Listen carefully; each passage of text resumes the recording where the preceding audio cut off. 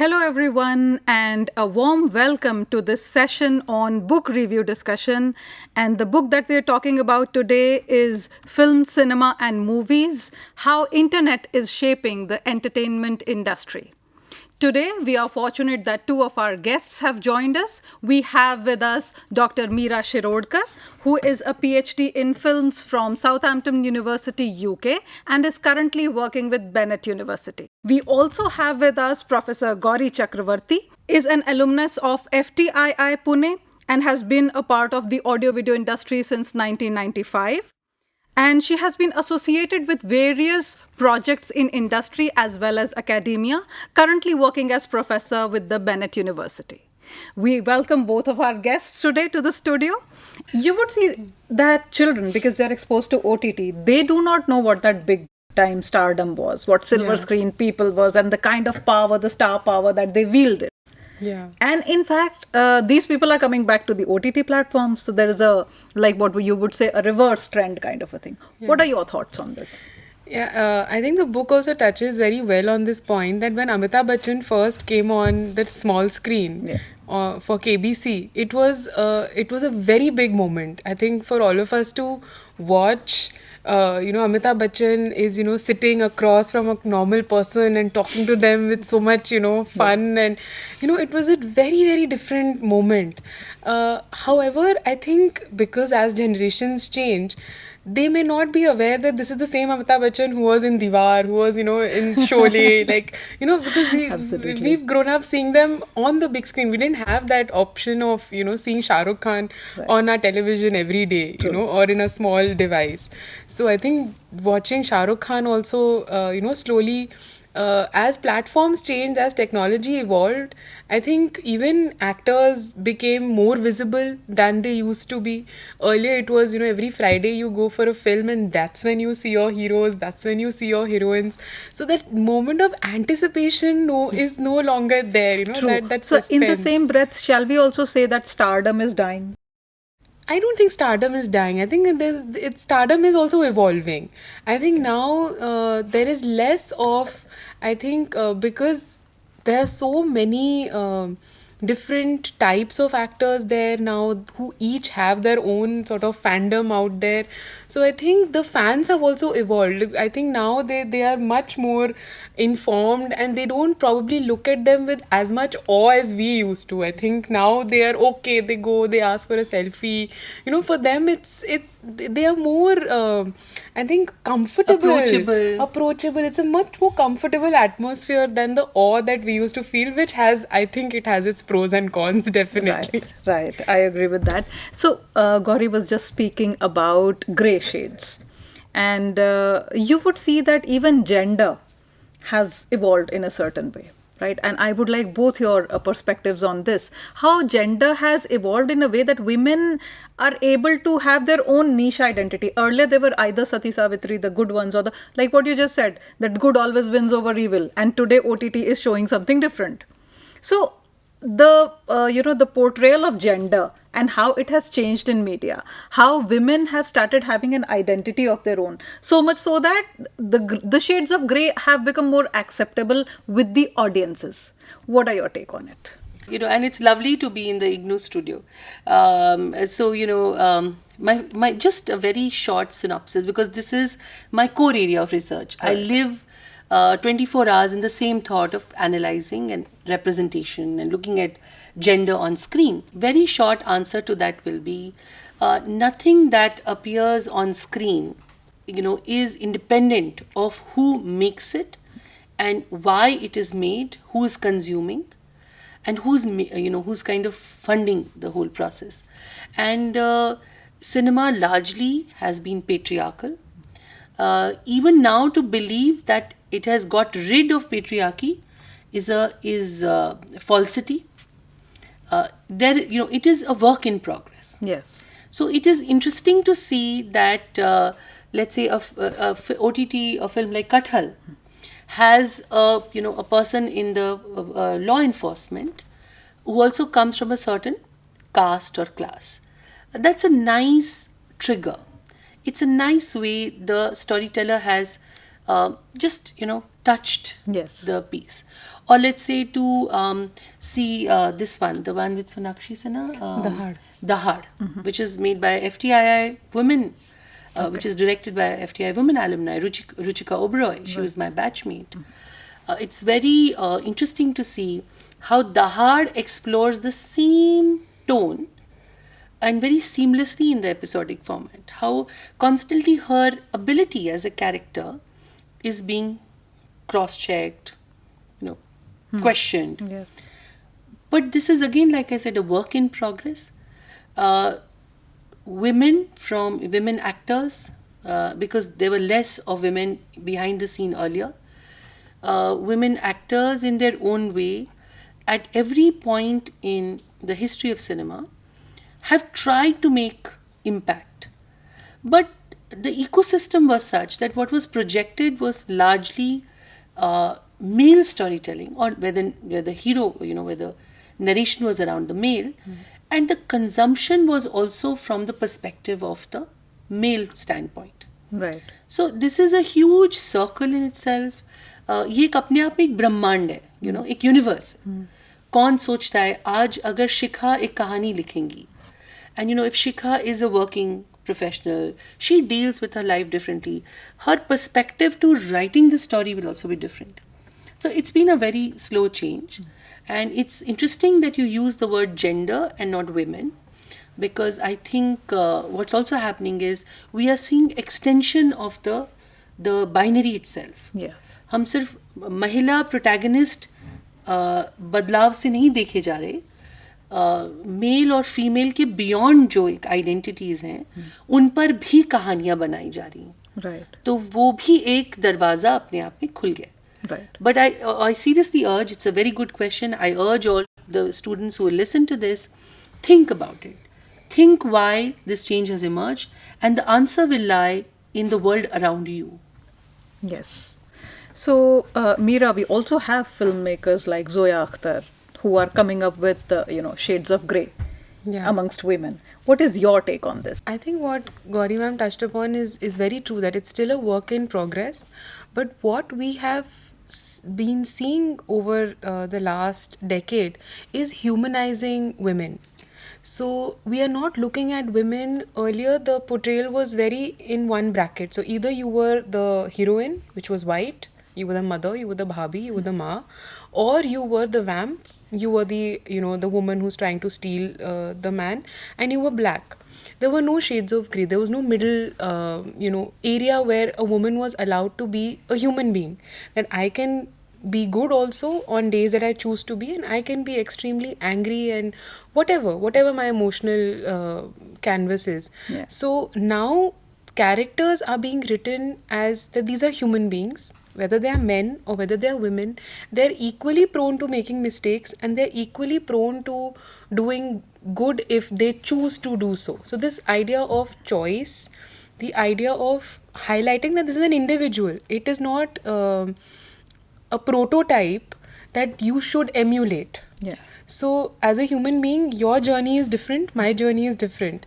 So And we respect both the journeys. we respect Yes. both the journeys. Yes. And you don't have to emulate that journey as an audience. Right. You can just see it as what it is and then just appreciate it for a human story. And that's, I think that is a very good evolution from where we are, coming from. Yeah, so we can say that this is one milestone achieved as far as the gender is concerned. And let us hope Definitely. that And a our- lot of Definitely. women writing scripts, a lot of women as assistant directors, a lot of women on the camera.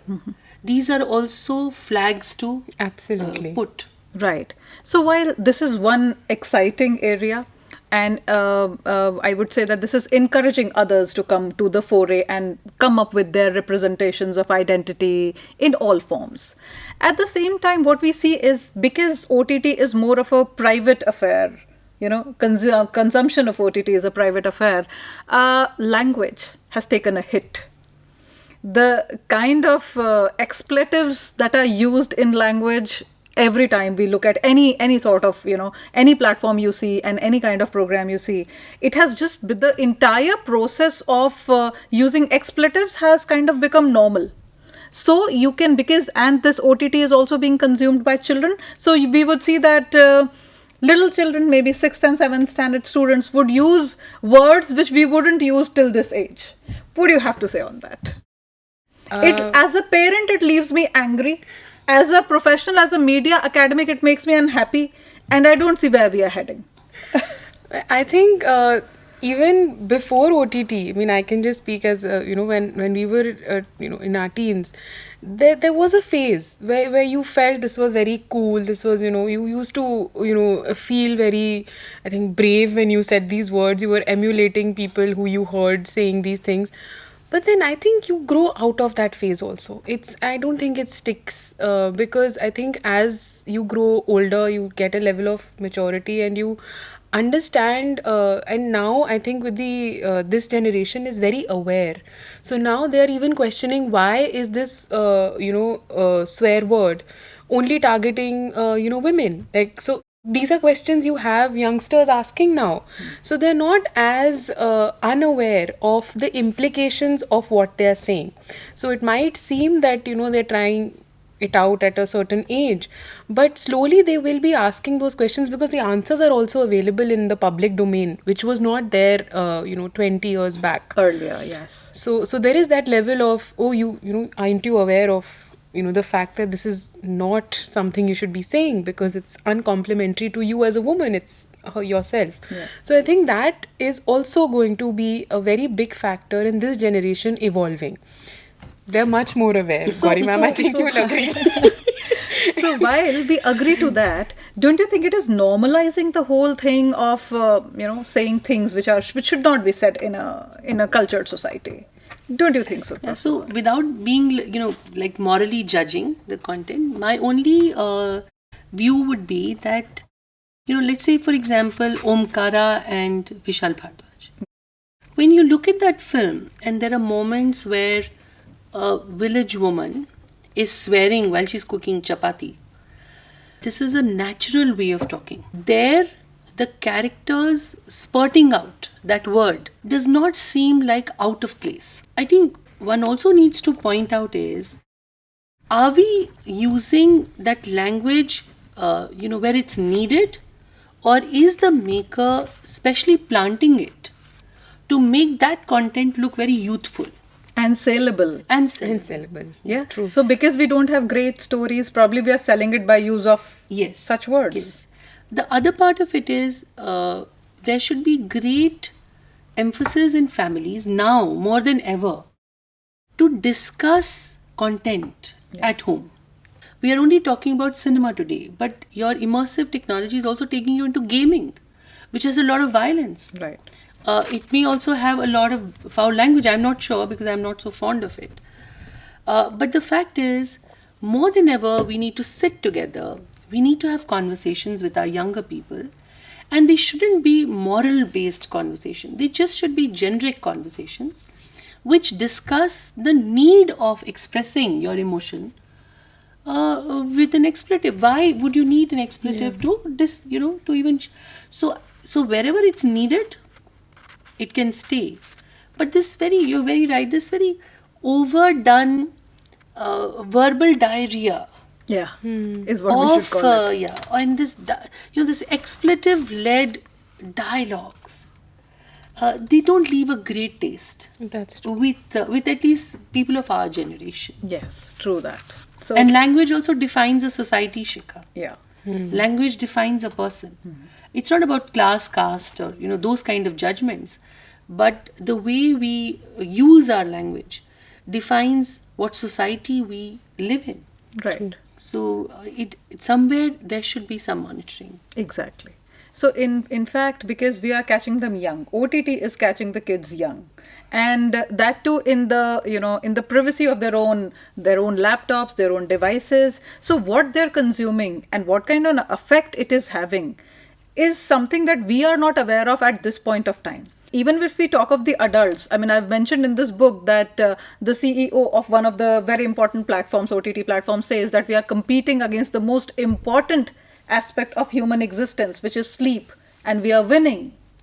So of late, what it is you consume all episodes, all seasons together, over the weekend, and then Monday to Friday again you're working.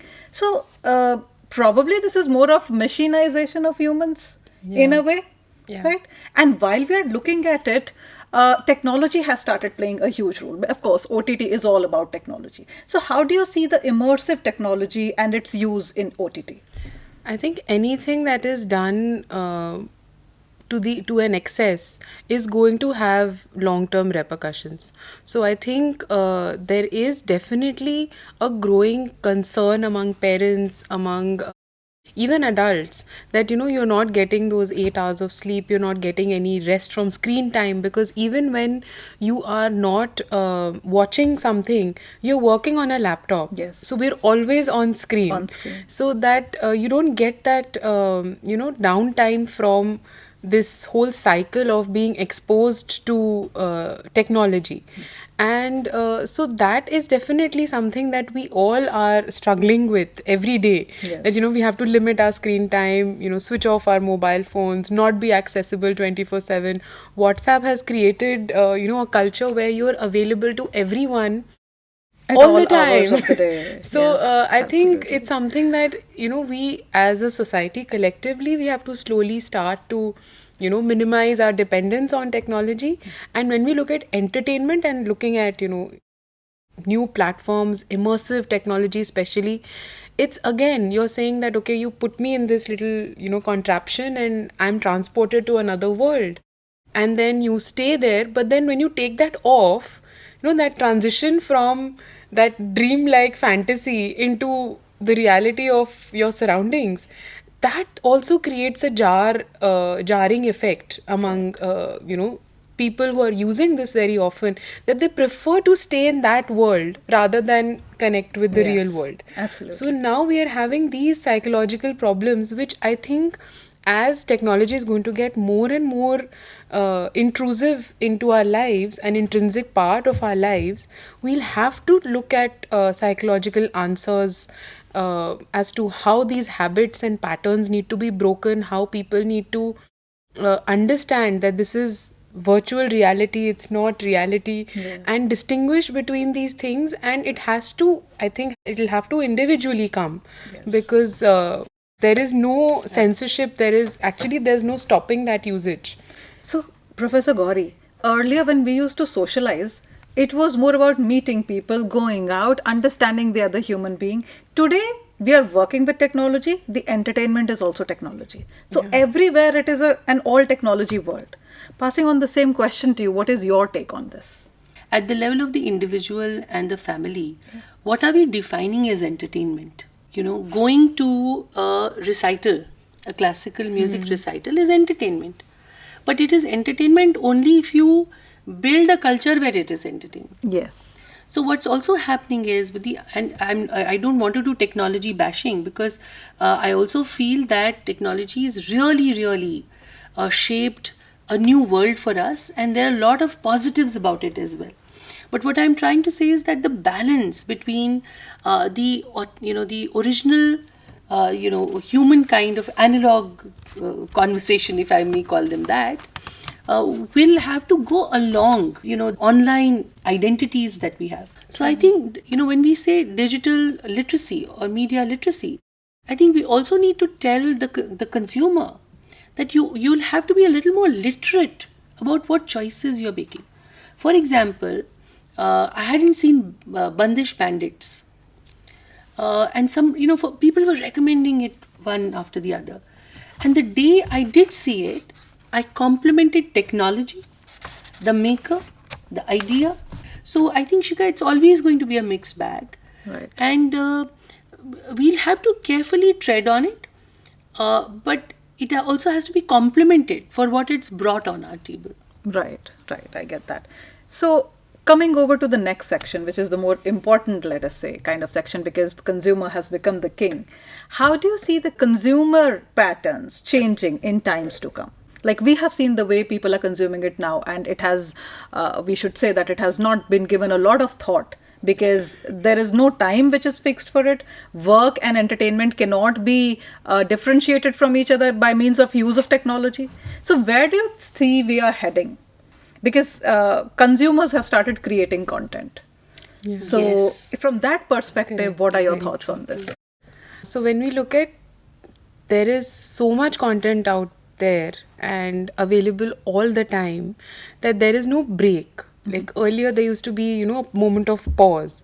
You had to wait for, the next episode, or you had to wait a week. Now you don't even have to wait. If you don't get it on Netflix, you can, you download it from somewhere. So there is no moment of pause, and there's constant exposure to content at all times, whether it's Instagram, whether it's Facebook, whether it's whichever platform you pick up, you are exposed to content all the time. So I think the consumers have so much variety, but at the same time, what it's also reaching is the consumers also reaching a saturation point. They might at some point to kind of make sense of the clutter around them, because it also creating, I think, a lot of clutter, because there is also replication of the same idea. Once something works, जैसे पहले होता था that then we make 10 versions of the same thing. So that is also becoming part of this whole cycle, which I think eventually consumers only then break these cycles. Right. I think whenever we have found that a certain type of content is working so much that this is what is going to happen in content, and then the consumers have broken that pattern, and then we go back to status quo, and then we want something new, or we want something different from what existed. So I think that consumption cycle breaks itself and renews itself, and then it starts all over again. That's a very important aspect, and probably which leads us to the light after the tunnel. Yeah. What's your take on it, Professor Gauri? So I would say that look at the world around us, it's all visually saturated. Yeah. And initially, with the screen, we were in awe. We used to, oh, the screen. And so it was a one-way, like a communication. Right. It used to be a monologue of, of the person telling us something or communicating with us. I think what the new platforms or technology or immersion has done is it's created dialogues. So with multiple mediums, whether it's an Insta of a fan base of someone, or even a content where you can respond to, or interactivity. In some cases, the content has options. Yes. That take so 1, 2, 3, 4 steps are going to be common, but at point 5 you can go in this direction and I can go in another direction. So that at the moment has not been explored so much. That will be explored in the future, and this dialogue has also resulted in a concept of feedback creation for those who are creating the content. So largely it's made it more democratic. Right. It also makes the audiences feel more engaged. Yeah. And like a stakeholder. They are stakeholders. Yeah. To what is coming out on screens or what is being delivered. Right. So when we talk about the culture that this is creating, culture as we all understand it is, if I would define it loosely, it is the cumulative sum of experiences that any society has amidst themselves. Now here we are creating a culture of isolation where people are also interacting with each other through the digital platforms of those OTT platforms. So you have various memes doing the round. And then like when we were writing this book, and before this book, the researcher had also found, my research scholar Sonali Srivastav, she found that people have this FOMO, the fear of missing out. Which is this meme? What did I miss? So there is a different kind of a culture being created altogether in the way we were earlier and where we are heading. So how do you see the emergence of this culture? What do you think? Are there any foresights? Do you think it can lead to something which we should be aware of, which we should be scared of, or which we should be looking forward to? I think sociologists, I'm sure, are keeping track of this. But as far as I understand culture, like I said, collective memory, value, education, right. I think the way entertainment is, entering our homes is having a lot of effect on the way we as humans are engaging with each other. So in terms of the future, I think it's going to be a very complex world. Also, we also must take into cognition that, let's say, we are a young country. about 60% to 65% of India is It's still below youth. 35 years of age. There are also predictions of mobile telephony Yeah. reaching even areas which earlier probably were media dark for so long. So all this is going to create its own ripples in the way we engage with our surroundings. And culture is not just stagnant, it is evolving, it is dynamic. Yeah. Cultural artifacts document and archive who we are today. Right. So it's interesting to see in the future what will we then gaze on, because already our gazing has changed Yes. from being monolithic, from being single pointed. It has become diverse. The diversity is being appreciated. But in the future, how will it then, translate into something else? I wouldn't have a certain answer. Yeah. So what do you think about the youngsters, having this fear of missing out, following up the memes, telling or waiting for the next season? Yeah. The kind of slight addiction that is being built around all the content that is being presented on OTT platforms. What's your take from the point of view of youngsters? I think the addiction is definitely there, or that, like you said, that fear of missing out is there. But I also have seen that the youngsters are also becoming more and more self-aware. And I think it's not going to be all negative in terms of, that you're in this race of finding the next best meme or looking at content from that perspective. I think as we are getting more and more immersed in these technologies, we are also looking at ways to step away from these technologies. So there is a parallel movement also where I have seen, where you're consciously, either switching off from technology, taking a detox break. So you have all those things also happening, I think, side by side. So this digital detox is a thing now. Yeah. So I think that's somewhere or the other, because there's so much information out there. It's not that these people are unaware of the repercussions that excessive technology will have on them. So they also are aware that, okay, we need to switch off. Also, it's affecting our health, so on and so forth. So with this self-awareness and also excess of information, I think consumers or the youngsters will have to eventually learn to find a balance. I have one last question, which is based more on experience. When you say digital detox, how do you really see it happening amongst various age groups? Like it can be difficult for certain sections of people because they are engaged in their work. It can be difficult for teenagers because they just can't be unhooked from their devices. So do you really see digital detox happening, especially in a country like India, which is still new and is awakening, especially in the post-pandemic scenario, to the amazing aspects of technology? What do you have to say? I think it'll be a journey of a society. Right now, as you said, we are just exploring. So there's a huge explosion. Over time, there will be coming a peak and a trough. And let's hope that individuals and units, family units, find their own spaces of detoxing. But compliments to you for the book.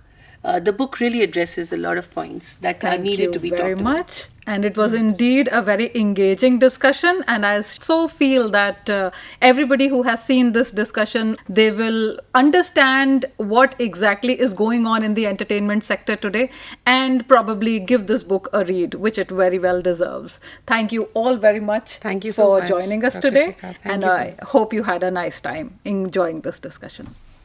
Namaskar.